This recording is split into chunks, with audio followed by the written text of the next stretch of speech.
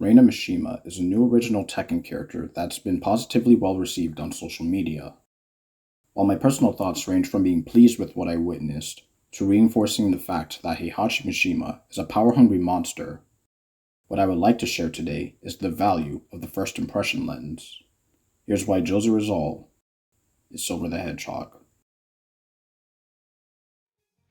If you're well aware of the video game industry or the Sonic series as a whole, you'll know that Sonic 06 is one of the most infamously disastrous titles to ever exist, despite having the positive intention of celebrating Sonic's 15th anniversary.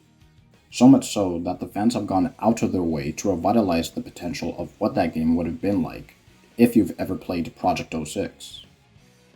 Back on topic, Silver the Hedgehog was a new rival character that had an awful first impression. An infamously buggy boss fight with a meme-worthy phrase that's constantly spammed throughout the entire experience. It's no use! It's no use! It's no use! It's no use! It's no use! It's no use! It's no use! It's no use! It's no use! Ambitious yet undercooked telekinetic gameplay in a messy, rushed Sonic title that never got the benefit of having a revamp from Sega and the Sonic team, essentially paving the way for the distaste that some Sonic fans may still have about his character or the core game he was in 17 years later. The only saving grace is that Silver still makes cameo appearances throughout Sonic's current roster of games post-06, but that core debut game is the only time you've ever played as his character to the fullest. When looking at Tekken 7 being Tekken's 20th anniversary, and the quantity of the characters we've received throughout the game's 9-year lifespan, I would say that Josie Rizal is a unique, newer character that shares similarities to Silver in this case. The idea of celebrating Tekken's 20th anniversary was a positive goal that the Tekken team sought out to achieve. The downside is that the team was at a complete disadvantage from the commercial failure that was Tekken Tag 2. With that in mind, they had lackluster character designs, personalities, and movesets. Didn't do much for the common criticisms that you still hear about this current generation of the Tekken cast 9 years later. I would say this is most evident when looking at Josie and Gigas' characters respectively. More so on Josie because of the clear intention to positively acknowledge the Philippines, yet in so many ways they missed the mark from an execution lens despite the overall supportive word of mouth and the clear assets she presents in Namco's project pool. The character doesn't speak her native tongue, unlike the rest of the newer Tekken 7 characters, which has led to welcomed requests and criticisms for her to speak Tagalog.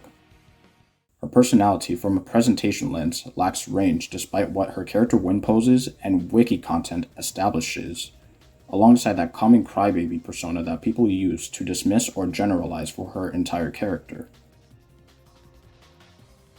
Her story content also suffers from this shortcoming.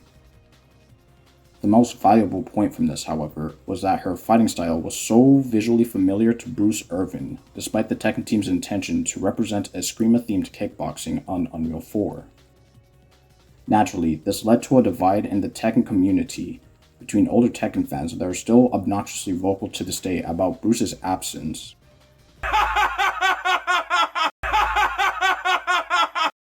and the supportive latter group who are also able to acknowledge their own character's flaws. Josie's vanilla rage art was also ripped off from Soul Calibur 5, with minor crumbs in the full game currently. The tiresome Josie vs. Bruce topic becomes a lot more painful looking back at Gigas. The case was made by the fandom that he felt like the replacement to Marduk's moveset in the vanilla era.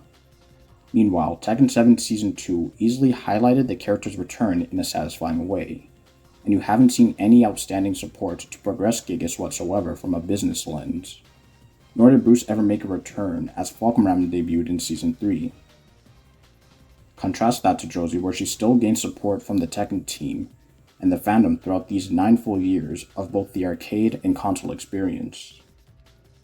Fahkumram could have easily have stolen her thunder from a marketing lens as well, but his debut and marketing potential was wasted from the beginning and will potentially be explored for another time. Now, what was the point in sharing all this? I share all this now because we are closing in on 2024 with an established DLC structure ahead of us.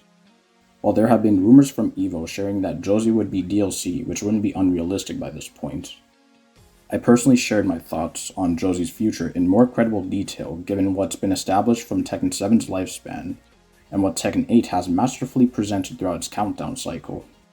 Observing the value of the first impression experience is integral to how people speak about a new character, not just through their gameplay, but through their story, personality, and design.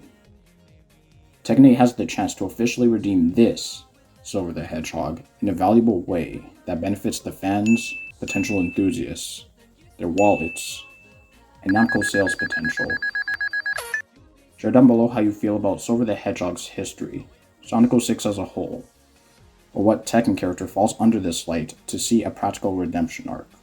With that being said, thank you very much for watching this video, and I'll see you next time.